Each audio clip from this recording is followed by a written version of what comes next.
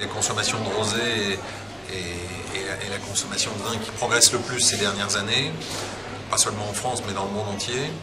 On s'aperçoit aussi que les gens qui n'ont pas l'habitude de boire du vin souvent démarrent par le rosé, donc c'est initiateur de consommation de vin de qualité notamment. C'est pour ça aussi que toutes les autres régions de France et du monde se remettent à faire du rosé en quantité. Tout le monde essaye de nous prendre nos parts de marché. En ce moment, il y a un tapage médiatique incroyable par les vins de Bordeaux. Bon, je trouve ça un peu dommage parce que Bordeaux fait des rouges et des blancs extraordinaires. Bon, le Clairet, c'était vraiment pour les consommations dans les domaines. Et en fait, la grosse différence entre les vins de Provence et les vins de Bordeaux pour les rosés, c'est que nous, le rosé de Provence, on le travaille comme un vin de tête. Et les rosés de Bordeaux, c'est un sous-produit du rouge. C'est un vin qui s'exporte de plus en plus.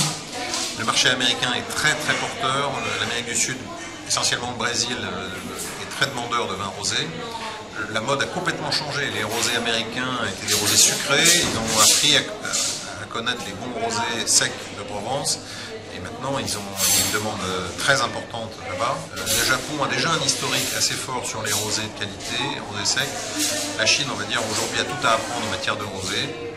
Nous, on ne cherche pas forcément le marché chinois, qui est un marché pas encore mûr et assez instable. Évidemment, on travaille pour développer un certain export, mais avant tout, notre puissance phénoménale, c'est que le monde entier vient en vacances sur la Côte d'Azur. Donc les étrangers viennent goûter les vins chez nous, ils l'associent avec les vacances, ça leur plaît, un verre de rosé au soleil. Les touristes sont nos meilleurs ambassadeurs, alors il faut les soigner, il ne faut pas les prendre pour des gogos, hein, ce sont des gens intelligents. Et il faut également que tous les autres acteurs économiques qui reçoivent les touristes s'occupent d'eux comme il faut.